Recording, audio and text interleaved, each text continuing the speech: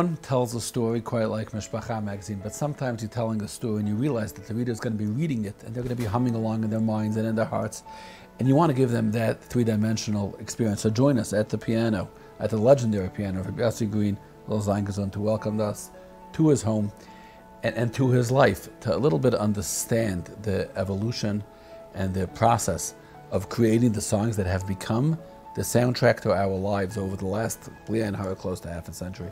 Thank you for having us. Thank you for coming. Thank you for the opportunity to tell that story. We talked, we talked about your music as the Rebbe Shalom planted Meshayrim, just like he planted Rebbes, and Rosh Yeshivas, and Tzaddikim, and good Balabatim. He planted composers at different times in Klal Yisrael's history, and so much of their contributions have lived on as a window into specific periods and eras in our history. And that's true for you as well. You were a child, as we discussed, very much a child of Holocaust survivors, whatever that experience means, with the emotion, with the difficulties, with the challenges and the opportunities, what you were exposed to, and that was reflected in your music, and almost the coming of age of the American Torah community is reflected in your music as well.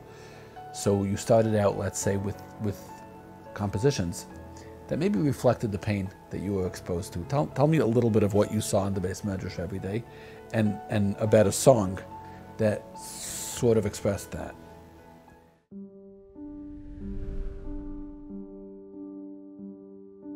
I grew up in a Satmar home. My parents were much older than me. Between me and my next sibling is 18 years. My father lost obviously his parents, and the only reason why my parents were in Nitzel was because they were in Temeshvar, which is further south. I grew up in Satmar, so in Satmar there was a lot of Yidden who were, you can tell on them, they were older Yidden, that they had gone through the Holocaust, but they had this incredible tzaddik, Rabbi Teitelbaum, tzaddik Lebrucha, who was sitting in the front, and he was keeping it together. Numbers were a standard thing. As a matter of fact, when we met an old person, we would right away want to see if he has numbers. It was like, we didn't know what it meant. And I remember asking my father once what the numbers were, and he says, go ask him. I guess he didn't want to deal with it, and I walked over to an older Yid and I asked him, tell me, what are those numbers? He nods and he says, you know, when I was a young boy, we got the telephone for the first time. And for the life of me, I could never remember my phone number. And my mother went ahead and she wrote me the number on my hand so that I should remember the phone number. Oh, I was a little kid, I walked away, and my father says to me, "Was hat der gesagt?" And I told my father the story, and my father gave this krechts I'll never forget. So as we got older, we saw... People weren't even yet ready to talk about what happened, or process it. It was just numb. And it was all about Mashiach, all about the Geula, all about, I'll never forget, one of the most personal stories that I remember that I experienced with Satmar Rebbe. My father, for some interesting reason, I don't know why, had a seat on the bima. So even I was a little boy, we were able to see, and Satmar Rebbe used to go up before Kol Nidre, and there was a little table with his white yarmulke and the kittel, and he faced the oilim, and he started like this, I'll never forget, because it blew me. I was a little boy. He says, last year, I'm going to say it in English, is last year we stood over here and we were 100% that this year Mashiach is going to come. And he was silent and he started screaming, "Was geschehen? What happened? What happened?" You know, and the entire shul began to cry. And I remember there was no doubt in everybody's mind that this Mashiach was supposed to have come this year. What happened? What did we do wrong? What happened, you know? So this was the typical refrain of your life. The refrain of my life was that. Exactly. And as we said many times, like if we made plans on Hanukkah, what are we going to be Purim? I'll dress up like a lion if Mashiach doesn't come. And then if we make plans for camp, well, I'd like to, we had our friends together, we'd make plans, we'll go to this camp if Mashiach doesn't come. And I remember as children, we were guiltily hoping that maybe Mashiach would be understanding, and if he would come, he'd come after camp. Hold off till after camp. Hold off till after camp. Your early music reflects a lot of that. A lot of sure. One of the first songs I wrote was Alayla. Alayla, ani boichia.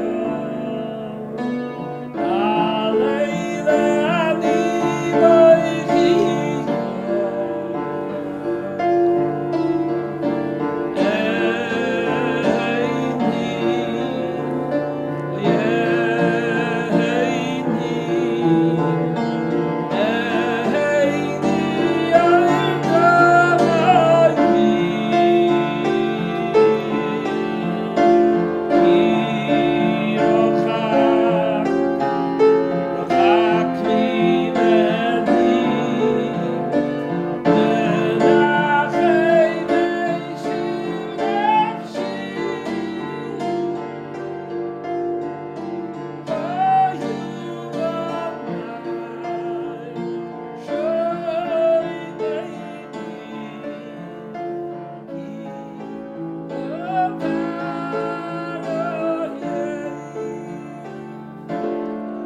typical. Made me these cry. little I songs. wasn't planning to cry.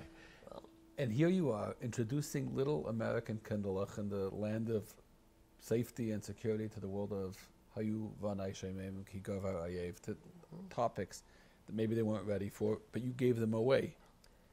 Well, The song reached in, people. It hit people. It's not True, fast. It's true. not fun. It's not geschmack. But it, Sure. Well, I was you're talking going to to hear somebody. it summer 2021. You go Yeah. to the camps. They're singing this through the 9 days. Right, that's true. Yeah. So I'll tell you. Also we were also in those years when you went to Shul Tisha B'Av the Yid that was saying Matzah Shabbos, he was sitting on the floor. This older Yid, and he was saying Eicha. They couldn't put 4 words together. We had to wait. They'd said Eicha Yashua, and then he would be quiet, and then he would come with the next word. It wasn't like Eicha Yashva, but like straight through. Like today, it was like we had to wait a long time because the guy who was saying it, he had experienced this whole thing. You took a pasuk in Eicha and you gave over that experience. Absolutely, that was the experience of hearing And you the weren't Friedrich scared Gedor to say do Eicha. that. You weren't. How did you have the courage to do that? Why couldn't you just do like everybody else and take it easy? What gave you? Because in those years, reach? all of us, I wasn't the only, we were all busy with that. I mean, all the plays that we did in camp, there was always, they were positive, but they reflected back to what Eden had gone through 10, 15, 20 years before. I mean, I was born less than 10 years after the Holocaust.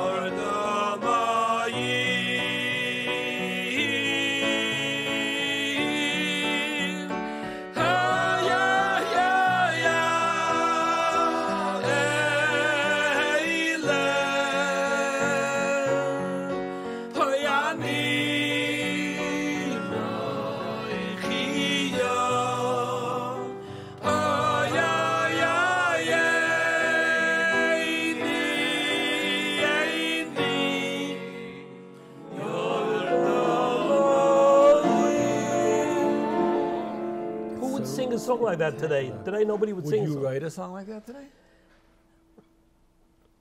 No, not reflecting back to what was. Today, Chalila, when a song is written today, it's. I mean, when something happens in Klal Yisrael, it's updated. These are not the tsar that we felt as young children from our parents who had experienced a world. The song is carrying in it the acceptance of the 50s and the 60s. Right.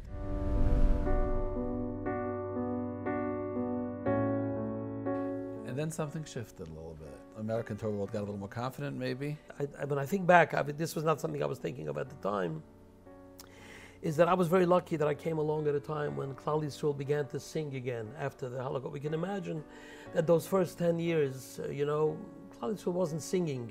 The first Pichei record came out, and then with Yossi Sonnenblick. The second Pichei record came out, and Reb Shlomo, and people, Klal Yisrael began to sing again. Every singer, today, till today, like you said, Cropsey Avenue is the exit for any wannabe, any aspiring singer who wants to be anything comes here. Well, among the first, I'm one of the stops. Put it this way.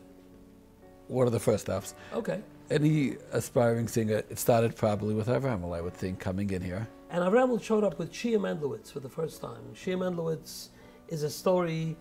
Shia Mendlowitz is one of my alumni in New York School of Jewish Song, conducted by Yigal Salek at the time, in order to save the money, not to have to bring in the kids from London. So they They somebody bought had only the Yigal, idea. and they found Yeah. Kinder Sidur. Why not? Yigal could do it anywhere. He did Bichir Shalim, And Shia Medlowitz was one of the kids. Anyway, fast forward, because I hadn't seen him. He was 12. 5-6 years later, suddenly Shia Medlowitz is 17, 18 now. He brought this very young bacher, Avram Shapsi Akoyan Friedman, who knew that, that he would change the world, and he changed the world. There's no question about it. Shia Medlowitz was sitting next to me over here, and he was sitting in back of me. I remember I had turned around. I remember turning to the side. This piano? This piano. This very piano. This very piano. It was all done on this piano. You don't see the scratches and the bruises and the gouges. And this is the piano. And she said, look, I'd like to make an album with this young guy, and we'd like to get some songs from you. And at that time, I had no idea what songs, because obviously I wasn't going to write Pirkei songs for him. And I turned around to him and I said to him, could you give me an idea? Tell me, what are you about? And it's funny because this is the first time that I did it, and since then I never stopped. I mean, I always am looking for a direction, an entrance into the piano through some clue that I get from the singer. And he turns around and he says to me, very, very open, very straight, very not trying to be cute, not trying. He says, I'm a Chabad Chassid, and by us, we believe that no Jew gets left behind. No Jew gets left behind. I turned around to the piano, Baruch Hashem, and I had this literally, this is on these words. That's all we had was, no Jew will be left behind.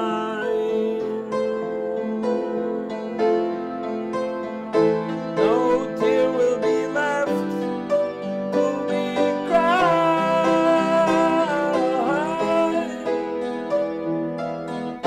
No power of pain will send us back again. And no Jew will be left behind. That was the beginning of my relationship with Abraham. And on the spot, he looks at you and says, you got it? Yeah, well, There's something in that song which reflects your evolution, yes, confidence, and something very Lubavitch about it Something too. Lubavitch. The triumph. right. Also, he's younger, and he did not see this Williamsburg, this Satmar, this more of a sadder, reflective. He was part of a Hasidus that was bubbling and that was going to change the world and change America and bring Eden back from all over. Lubavitchers were trained to suffer already much earlier in the century. Yes. They were communist Russia, so they Right. developed those muscles before the Hungarians They were did. done- oh, yes. They were ready to fight. Right. And you see that stamina that they have. And you made a low part on the spot as well? Yeah, this was absolutely. From that But point the on, low it was part very, is more pensive. yeah. There are times I wonder. And Though the days seem empty, we can fill them all with mitzvos, knowing that each deed is all we need to bring the loneliness of Golus to its end. There is none too lowly or too lost to lend a hand together as we try. Look to the sky, and you will see a base, a Mikdash burning, waiting to descend. Oh, and no Jew will be left behind. No tears will be left to be cried. No power or pain will send us back again.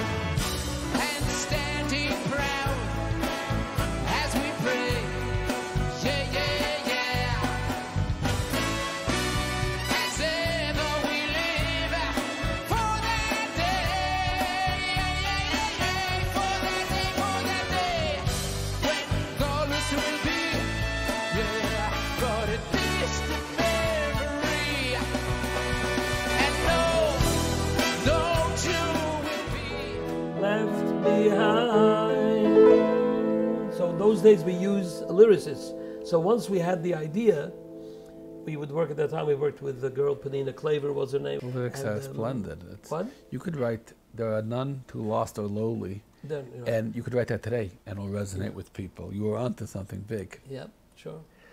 You know, Yossi, we talk so much about the message in your music, but people look to you to be almost a musical ambassador, to create songs that would resonate not just across the Hamish world, but really to send a political message too, no? I can't really say that my message has anything to do with political messages, but there was one interesting thing that does relate to us. It relates to Klal Yisrael. Anatoly Sharansky, I think this was in the early 80s, that he was in prison over there in Russia for being a Yid. His wife came to visit Mordechai ben David in Seagate, and she asked him if we could work on a song about her husband, and that she would somehow manage to get it into the former Soviet Union, and that it would make a big deal, it would make a big difference to people. And I remember Matre called me up, and he was just as surprised as I was in the beginning, that how could that be, that something that we do here should make a difference.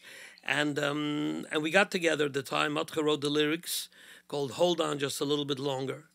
And I wrote the melody, and what we heard afterwards was that they brought a copy of his album, which was called Hold On Just a Little Bit Longer, and that was duplicated tens of thousands of times, and people got tremendous chizuk from it.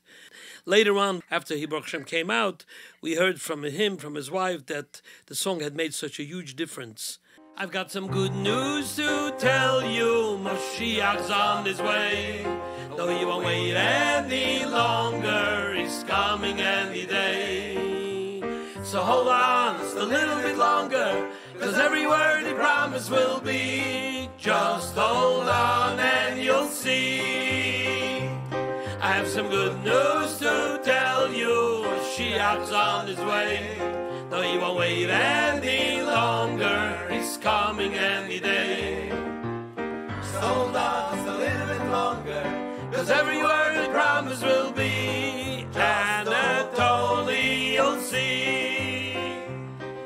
There must have been, at some point, the obvious question, which you're really asking yourself. You saw these Yidden coming out, and they didn't get it done. The Satmar of the Lubavitch Rebbe, they're not here. So us, little people worried about our Carlies, we're going to get it done. That must have been something that kept you up at night and needed to be addressed.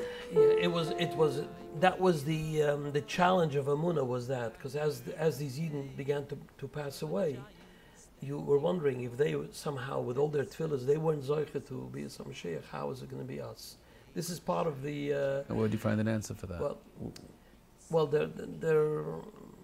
first of all, last week was V'hoyu Ekev Tishmo, and it's loaded with answers.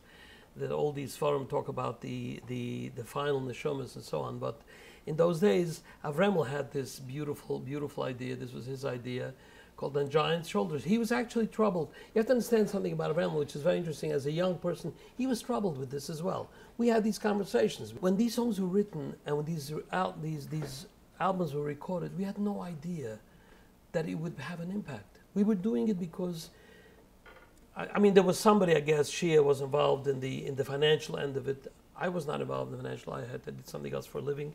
Avremel was just beginning at the time. We didn't really know.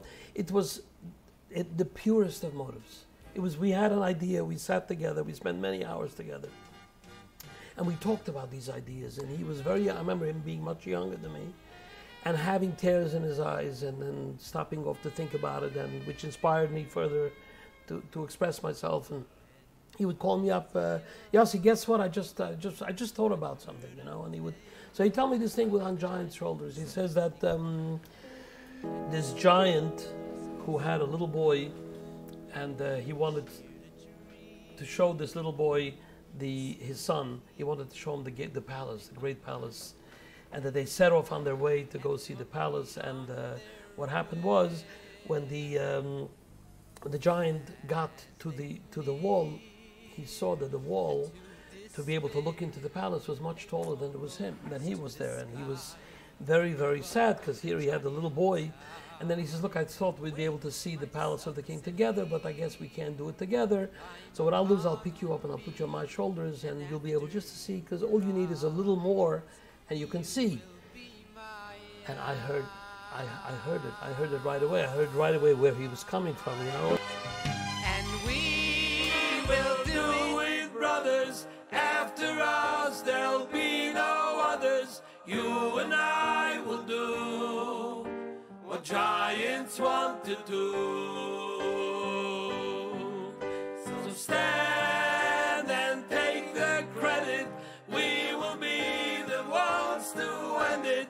Though we're small, we're standing tall like soldiers, riding high, 'cause we're on our father's shoulders. The low part is almost like a question in that song, and this is the answer. Again, with triumph and confidence and poise and self-assurance, and we're going to get it done.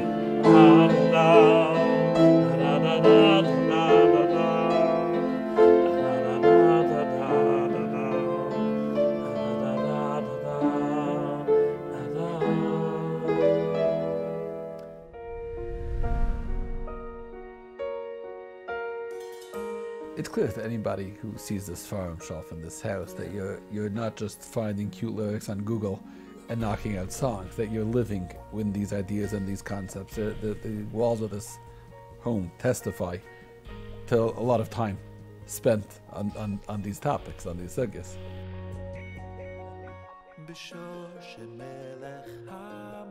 Even more recently, you came up, you introduced Klal Yisrael to Medrash that they probably never heard, and a term of how Mashiach is going to address us in a way which, and back with Martha again.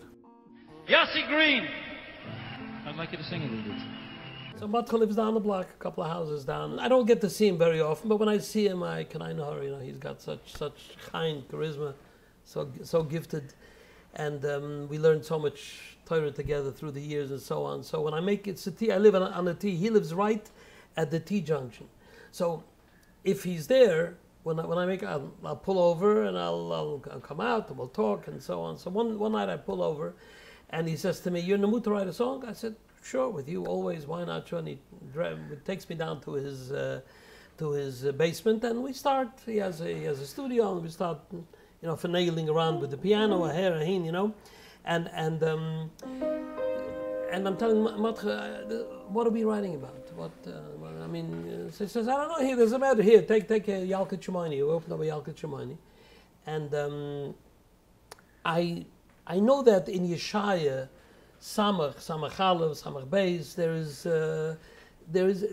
a lot of midrashim in those, and I saw the first time I saw the Medrash B'Shur Shemelech HaMashiach Bu, which was like, here the Medrash is talking about a time when it's a possibility even. I couldn't even contemplate such a possibility because we had not, all our understanding of Mashiach was Mashiach is going to come and all the people are going to go crazy. And here there's a kind of a different view that Mashiach is standing on a third Beis HaMikdash, standing on the roof. Can't even imagine what the vision is, which part of it.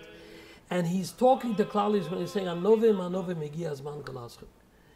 It's here already, and he's convincing. How do you understand the usage of Anovim? So I understand. Well, Anovim were humbled ones. So there are not humble ones. Humbled ones, sure. People that had been humbled through history, and that was the reason. The reason why he was being menachem. He was saying, "Egi Azman Kolaschem." I had all kinds of discussions about Vimena. What does that mean, Vimena Temaminim? You know, and we decided then and there, Vimena Temaminim means if Cholila v'chas, it's so many years, so much that we went through. If it's that Hes Chadas of Ein Ben David Boyle Hes Chadas, like that he'll be here and he'll have to say, "Klal Yisrael, I'm here." Higi Azman Golas Chabru Ba'Oiri Shezareach.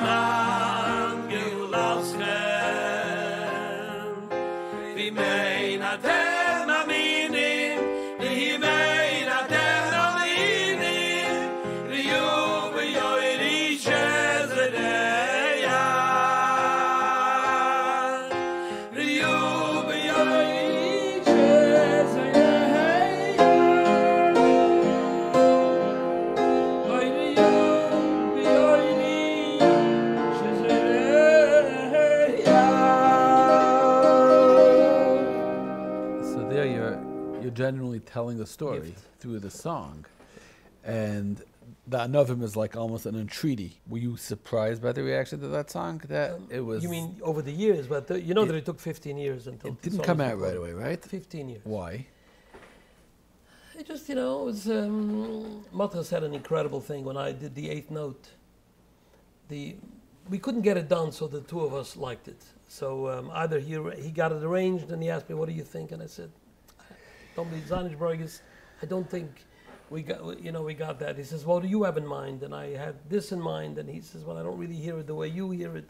So it took a while until we finally, but it was really Basher to be on the 8th note, which is what triggered the 8th note, because until then, until I had Anavim, I kind of built my first project, my own album on that song. And when that happened, Matra says to me, you see, Yossi, every song has an address.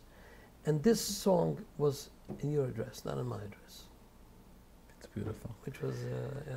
Perhaps the most glorious, the prophecy that rings loudest from all your Mashiach songs. It's not even hard to imagine Mashiach coming, and that will be, a lot of your songs might be on the playlist then, Be'ez Hashem, we'll see. People told, you sit in the 9 days, there's a lot of Siyumim, a lot of the Siyumim are Makkas, and people hear the last Gemara in Makkas, and they hear the words of the Pasuk, and they right away get a lift because of what you did to that. They can see it.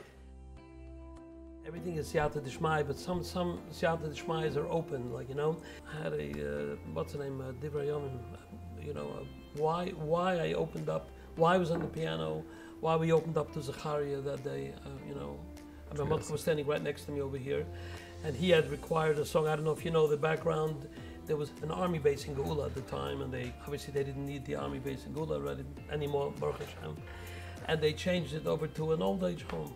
There was a big dinner, a fundraiser. Naturally, Matka was hired to do it. And Matka came over to me at the time, and he says, "Look, I need a song that reflects." And how are we going to find a song that reflects? I mean, whoever has any question that this is Basher 1000%. And I remember opening up okay, let's take a look, Divrei, and we opened up, and there were the words.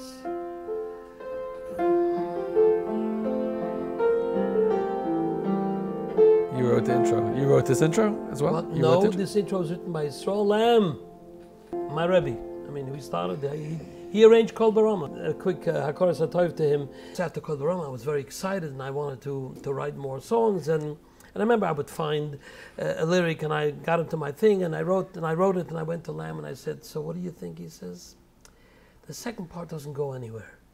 You need to develop, you got to develop it the way you develop Kol Barama, to the next part. He would say, you can do better, go home, you can do better. Go home, you can do better. Unbelievable. Wasn't like the mantra of Williamsburg. Go home, you can do better. No, it was something new. Exactly, it was something new for me. And he was the first professional musician that we had, a person that really brought dimensions to Jewish music. Brought dimension, exactly. And the concept of beautiful. arranging. The introduction here is so fitting.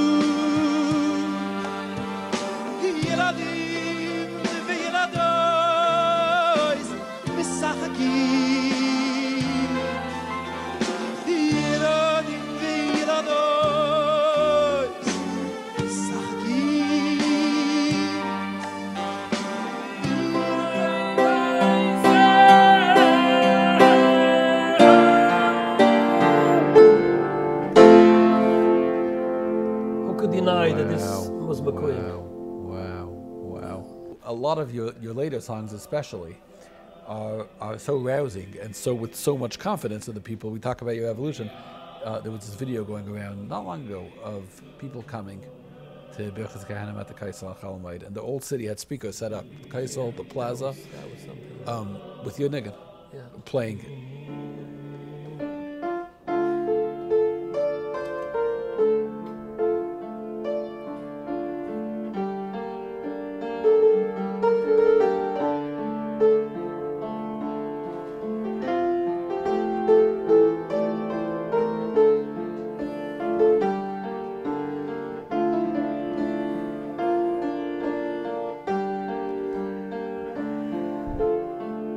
It must have been, in a way, a different challenge to go to such words that people say 3 times a day that don't have the instant glory of words that were either English or an original Medrash or Chazal, just to go back to those words. That's a great point, by the way, because it's so interesting. There's a famous word, I'm not sure who, that when I was young, I thought I'd be Masak in the world. Sanzarov. And then when I got older, I thought my city, and then when I got older, my neighborhood, and I got older, my family, and then when I got older, I'll be able to be Masak myself. And I realized it's interesting that when we start writing, we're always going out to look to see what's out there, all these strange words and so on. But as we get older, we begin to realize that the words that we've been saying all along, are so meanvoll. So the Ritzei Hashem has everything you need. Yeah, so I'm coming back to myself, And Ritzei, I was Zoichet to experience this by the Kaisel one Friday night. I went, actually my chavrusa was Mona that night, Mona Rosenblum, and I asked him, would he come back with me, would he walk with me to the Kaisel? And he says, sure, let's go. And we went to the Kaisel. I was expecting, they said the Kaisel's never empty, and couldn't find anybody over there. And I remember they had cleared away all the chairs, and I remember taking 2 chairs, put it down smack in the middle of the square, and we had a Gemara with me, and we learned our shir for the day at the time. And then I all of a sudden had this feeling. It was like 1:30, 2 o'clock at night, and I was thinking that we're about 6-7 hours away from New York. New York is now going to be Makabel Shabbos, and all the tefillas of all of the world, the East Coast, they're all coming here now. And it says that the tefillas come first to the Kaisel, from here they go straight up. I said to him, Mona, and here, sitting here is the 2 of us. You get you get the chills from that. So he says, on this, maybe you could write something on this. I remember we walked over to the Kaisel, and that's when the song Ritzei was written. So Ritzei was the beginning of Shmoneh Esrei. That began from that point on, it was a journey. Ritzei Hashem Eloi Keinu Yam B'Ko Yisro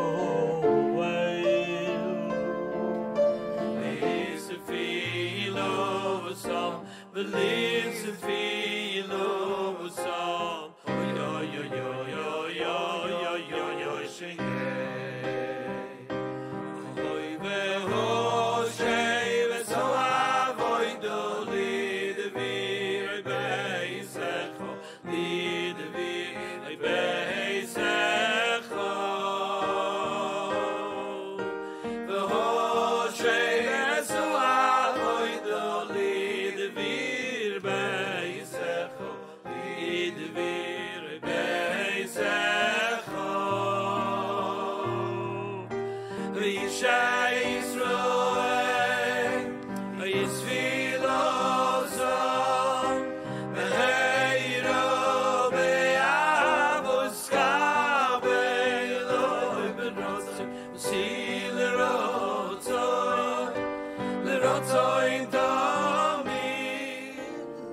This is the part you were talking about.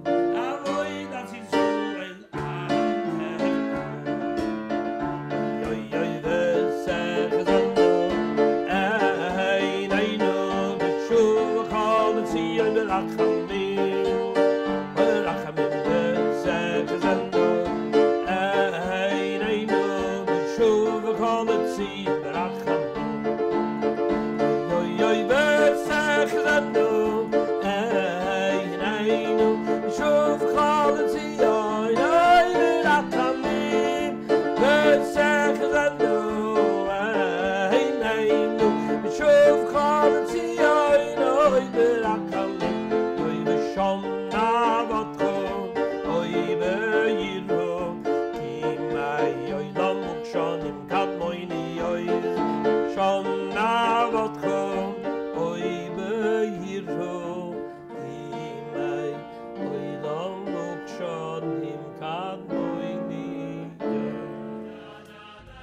Yossi, music has carried us through some challenging, difficult years. It's not hard to imagine that when the happy times start and Mashiach comes, it'll be to your music as well. Yossi, sometimes when somebody's very good at something and they find Hatzlacha, they're scared to change. They're scared to rewrite the rules. Don't mess with success, the saying goes. But somehow you were able to not let that happen, not to get locked into any one genre. And, people throw around the word game changer a lot, but you've written a lot of game-changing songs. Baruch Hashem, for singers, for the genre, for the film world. Probably the one that comes to mind first would be Tanya, which totally threw out the rule book, blew it up, and started from scratch. What led you into that place? What made you think it was possible? What gave you the courage to do that? So, Tanya, well, first of all, I found it in the Gemara, Tanya, of Zion, Metallic and Bruchas. And I remember finding it and not believing it's possible that such a Gemara was there, because as we discussed many times, who didn't learn Bruchas Dav Zion? And everybody learned Bruchas Dav Zion before they gave up and they said, what, I'll start from Shabbos, but people definitely learned Bruchas Dav Zion, and somehow the message over there was that the Rebbeinu Shalom is asking Rabbi Shmuel Kohen Gudel, who's a Kohen and has the power of blessing, that he should bench him. Kaviyachol was mind-boggling. It's funny, all through the years, people say to me, what was it that you saw? So I say, why didn't you answer that question? What did you see? What did you feel? You're obviously asking about the song, so you felt something. Everybody feels the same thing. They just verbalize it differently. Is that they saw, first of all, the question is incredible. The request, the bakosha kaviyachol for a bracha, and the response that it's obviously the Rebbeinu Shalom was eliciting a specific response. It wasn't, he wanted it to be tzaddik geyser Kadosh Baruch Hu b'chaim. The biggest tzaddik at the time, obviously the Kohen Gudel, was Rabbi Shmuel ben Elisha, and he's telling this. Come on, give me what is it that you would want, that you would bench from me? And he says, so it was. First of all, it was the what clear a vote of tzaddik confidence geyser Kadosh Baruch Hu b'chaim. in a person. What? In humanity. Yeah, but he's a tzaddik geyser, and the Rebbeinu Shalom was showing this concept of that there is you can get a bracha from a tzaddik, and the tzaddik will be geyser, and I have to do it. Tzaddik said, "What should I do?" So that was the answer, and the question, the.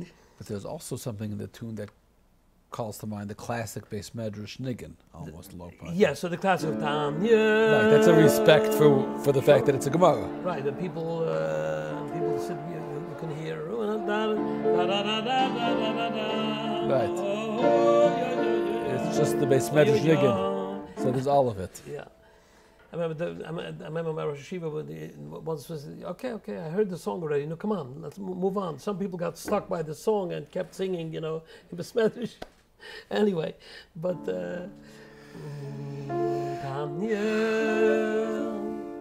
where Rabbi Shmuel ben Elisha hab mir gelernt, hat gesucht der heilige Rabbi Shmuel ben Elisha.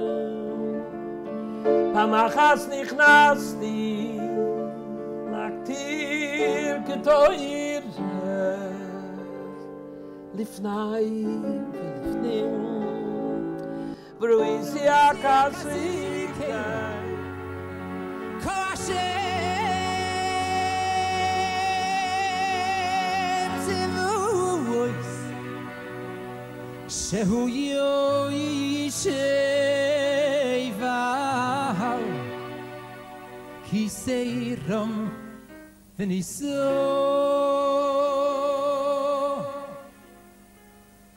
v'yomarli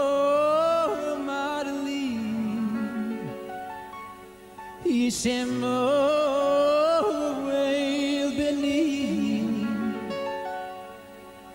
Yishemuel beni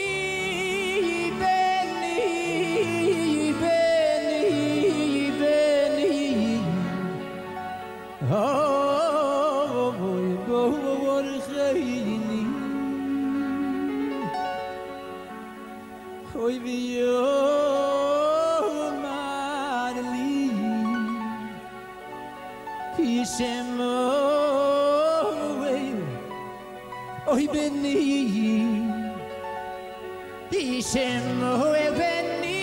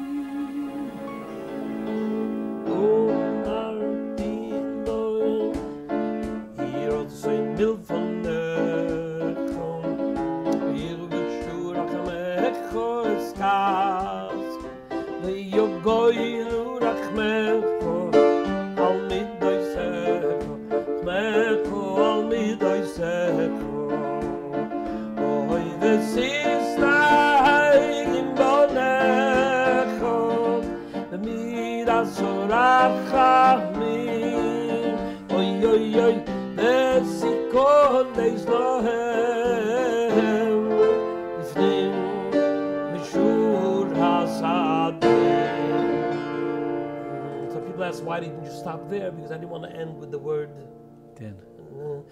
Na na na na na na na na na na na na na na na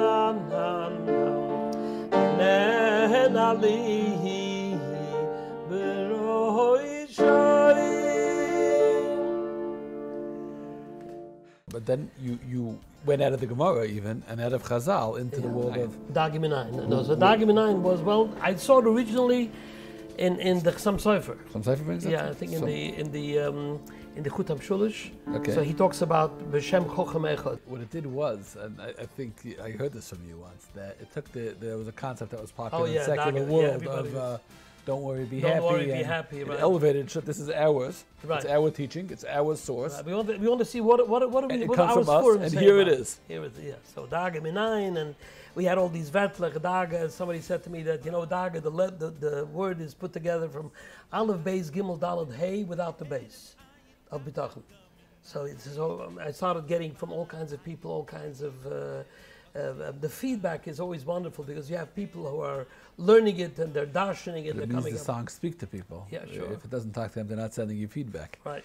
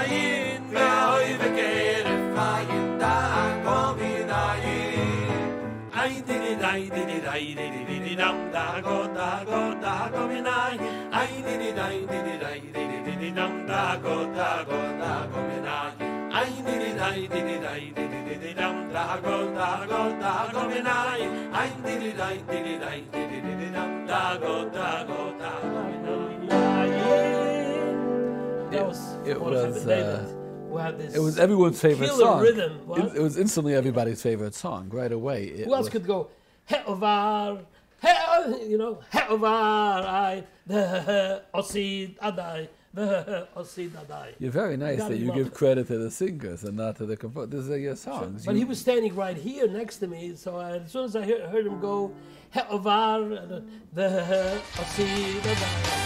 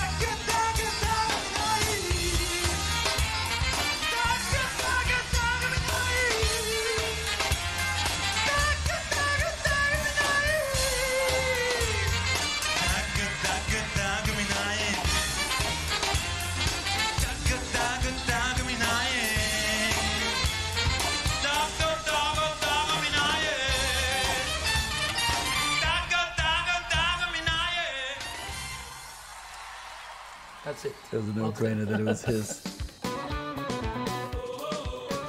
When I got married, there was only one horror. There was only one song. And again, you rewrote the rules. All the other horrors were either at Yeshivish or Ashabaras or cemeteries if you were like really creative. And you went somewhere totally different. And you took words that people weren't familiar with and that you put them to horrors. Very interesting. Well, tell me about that and what a song it became. How did, what made you use the Gemara Nadar maybe? I'm not even sure what the Gemara is. Well, the Dobei. What made it the horror? In the Dorim. So what made you do that? And okay. Why a horror? So you see this Gemara, it says B'marova Tane, Do B'marova, that's the horror. So I had to switch it. I had to switch to Zem Amar Shenemar B'marova. I don't even know it's Zem Amar Shenemar B'marova if it's Lashon Kodesh, because that is in Aramaic. Do Koni Ma choser, Do Loi Koni Ma Koni, the Do Bei Kula Bei, the Loi Do Bei Ma Bei. So I just felt when I heard it, this was not just a Gemara. This is a saying. This was like a piyut, like a poem that they had that they were talking about because it had. It was like a mantra to the people. There was a mantra, right? So you try to express that. You have to exactly.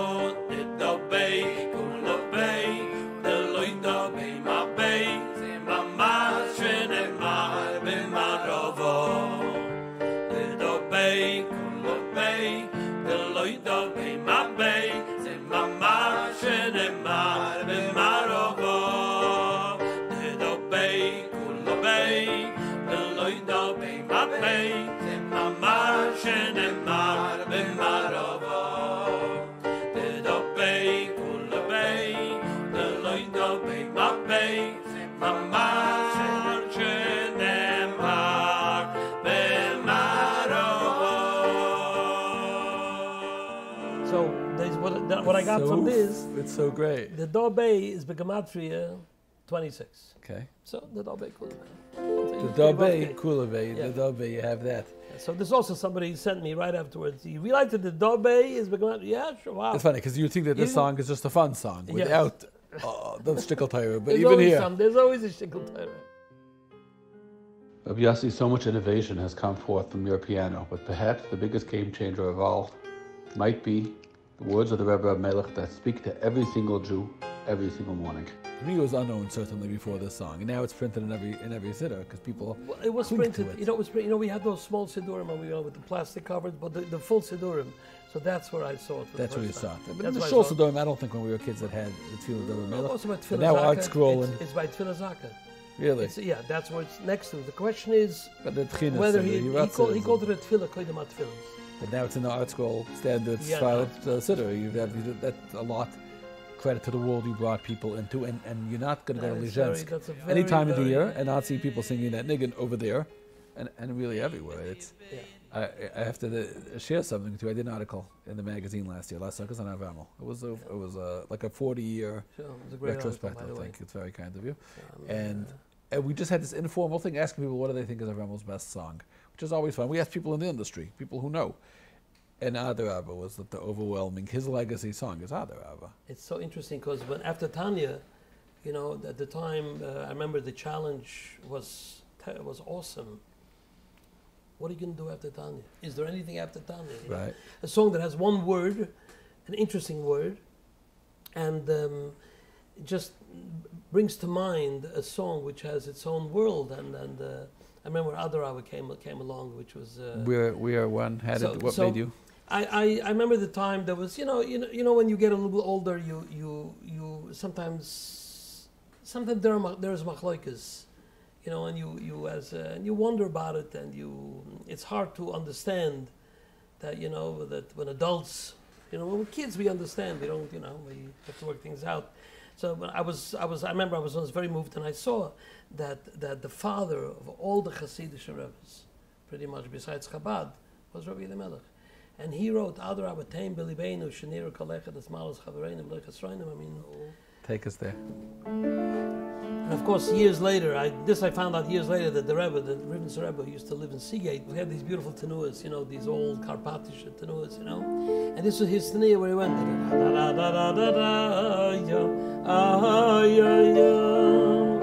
So this kind of came into even though this little piece is Moshe Laufer.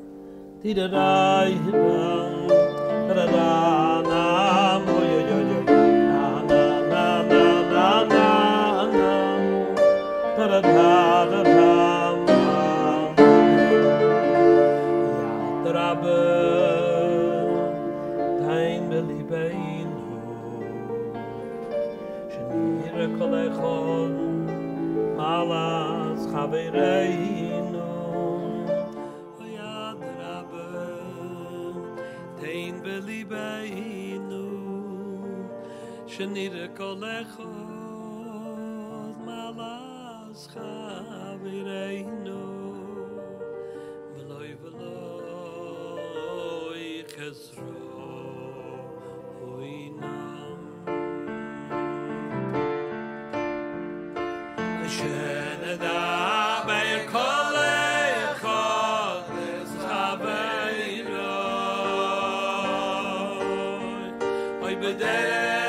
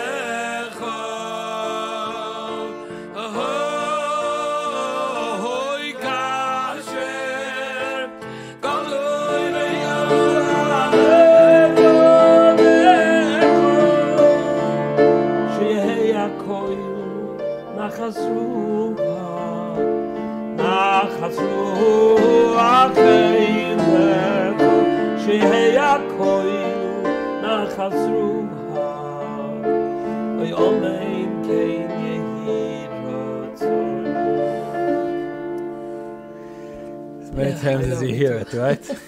You too.